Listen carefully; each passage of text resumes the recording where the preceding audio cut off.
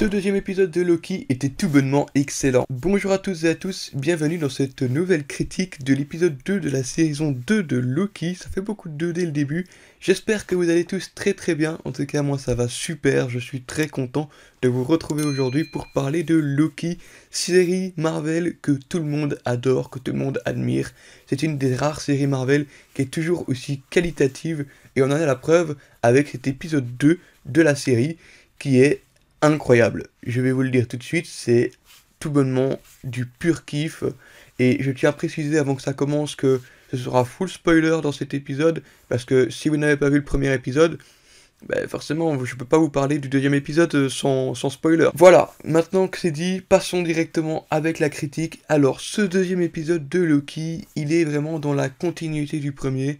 On est vraiment à la suite de la fin de l'épisode 1.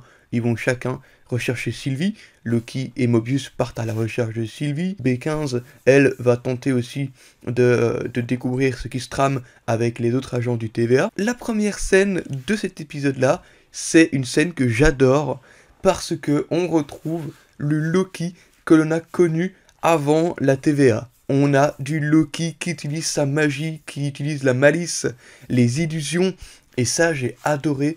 Il l'utilise face à X5, donc X5 qui est un agent du TVA qui finalement est retourné dans le flux temporel et il a déserté entre guillemets pour pouvoir vivre sa vie de personne dans le flux temporel. Le discours de l'identité de la personne, je trouve que c'était aussi très bien écrit, très bien joué de ce côté-là.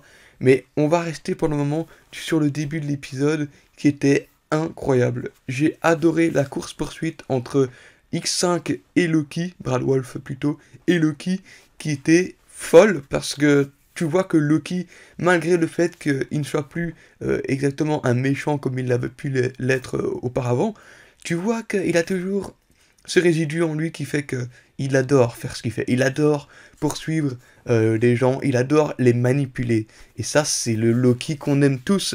Il y avait beaucoup de personnes qui trouvaient que dans le premier épisode de cette saison 2, Loki, on le perdait un petit peu. Mais là, je vous dis, c'est totalement l'inverse, c'est incroyable.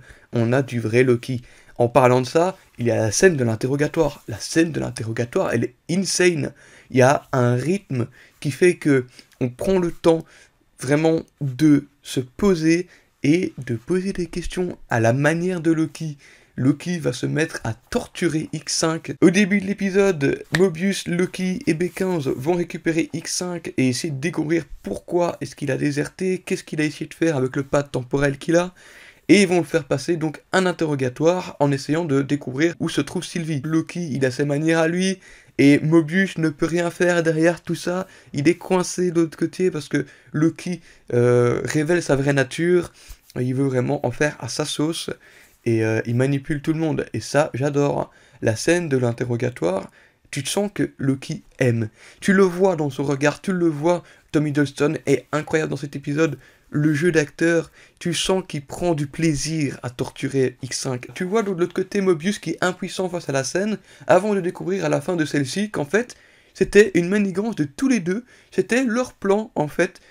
Tu vois la dynamique de Loki et Mobius qui est parfaite. Je trouve que c'est un duo qui fonctionne super bien, il fonctionne toujours aussi bien qu'en saison 1, il y a du bon développement entre les deux. Et il y a même un moment dans l'épisode où Mobius va péter un câble, il va mettre une baffe à X5. Loki va essayer de savoir, mais en fait, Mobius, n'as-tu jamais eu envie de découvrir ce que tu faisais dans le flux temporel? Et là, il va y avoir une discussion entre Mobius et Loki, toujours dans des décors incroyables, avec le côté un peu bleu, un peu délavé, qui fonctionne super bien, le côté années 70 qui fonctionne très bien aussi. On a quelque chose de très beau visuellement, qui passe vraiment avec la vibe futuriste, mais en même temps rétro. J'adore toujours autant les décors, comme dans l'épisode 1 et la saison 1. Ça fonctionne super bien, j'adore l'ambiance du TVA. Loki et Mobius vont discuter de l'existence, l'identité. Et ça, c'est aussi une belle thématique. L'identité de Mobius. Mobius est en fait tiraillé parce que il ne sait pas s'il a envie de découvrir ce qu'il faisait réellement dans le flux temporel, parce que dans la même occasion, il a l'impression que toute sa vie a été dédiée au TVA. Il ne connaît rien d'autre. Évidemment, sa mémoire a été effacée. Et c'est très intéressant de voir justement la puissance qu'a le TVA sur des personnes, sur des variants, comme quoi ils sont vraiment prisonniers, on va dire, dans ce lieu, et qui ne savent plus réellement qui ils sont dans la vie réelle. Le chasseur X5, qui est que le personnage de Brad Wolf dans la série, justement, lui, il a voulu découvrir son passé, il est retourné dans le flux temporel pour découvrir un peu toute son histoire, toute sa vie. Et il se rend compte que, justement, il se sent libre, il peut faire des films parce qu'il est acteur, il peut vraiment faire un peu tout ce qu'il veut, contrairement à ce qu'il se passe dans la TVA. Mobius, contrairement à X5, lui n'a pas forcément envie de découvrir ce qui se passe en dehors de tout ça, mais au fond de lui, il a quand même quelque chose de curieux. Il a envie de savoir sans trop vouloir perdre sa place au TVA. On voit que c'est un gars qui adore son métier, qui adore ce qu'il fait, mais en même temps, il se pose des questions sur sa propre identité. Et ça, je trouve que c'est très très bien aussi dans cet épisode. La série en elle-même fait très bien le travail sur le développement de ses personnages. Elle fait très bien le taf là-dessus. Obi et Kazé, je trouve que les deux là, ils peuvent avoir une bonne dynamique aussi. Ouroboros, qui est donc le personnage qu'on a vu dans le premier épisode, joué par Ke-Huy Quan. Le personnage d'Ouroboros, qui est un petit peu moins présent dans cet épisode-ci, mais qui apporte toujours sa petite pierre à l'édifice, comme dans le premier épisode. Et il va rencontrer donc le personnage de Kazé, qui, lui, a lu tout le manuel que Ouroboros a fait.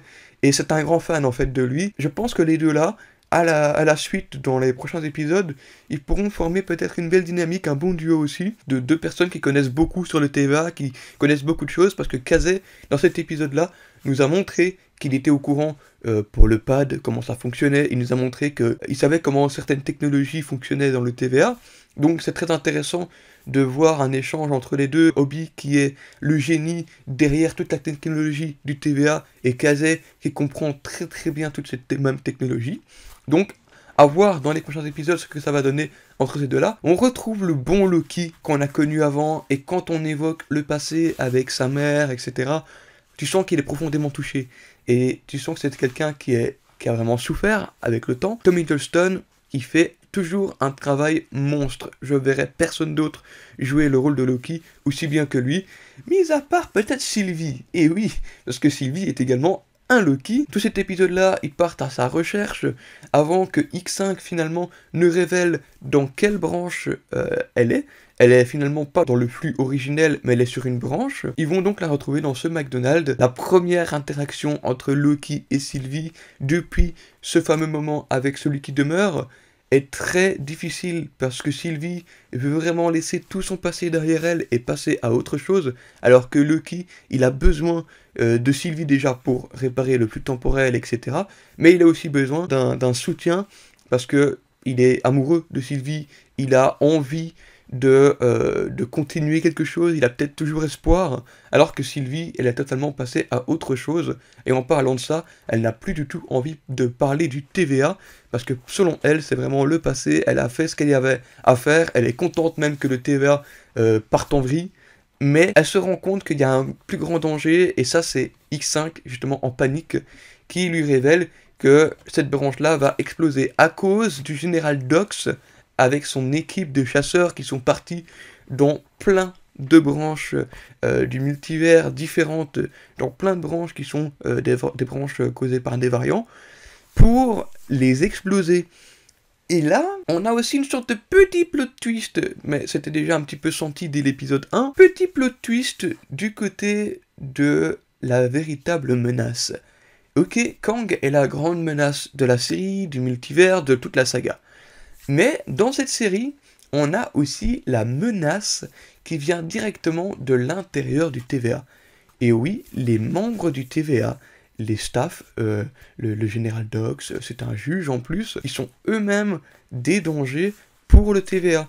Parce que au lieu de choisir des solutions qui sont vraiment aptes à sauver des milliards de vies, eux, ils vont décider de... Oh, il faut qu'on ait qu'une seule ligne temporelle, on va exploser toutes les branches qui n'existent, enfin, qui sont un petit peu dans tous les sens.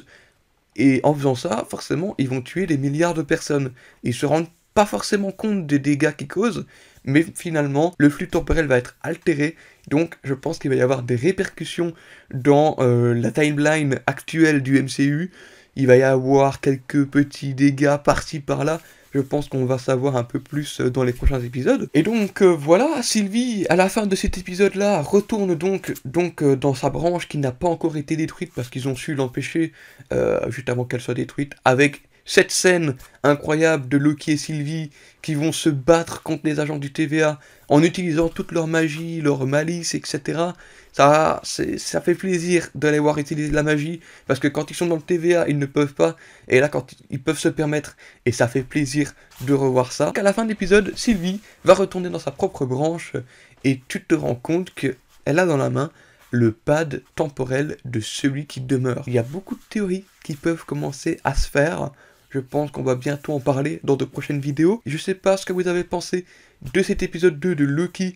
Moi en tout cas, je l'ai adoré. La dynamique Mobius Loki, la dynamique Kazé-Obi, la mise en scène, la tension, le dynamisme, c'est fou. Franchement, on a eu un épisode incroyable, une musique qui reste en tête. C'était du top.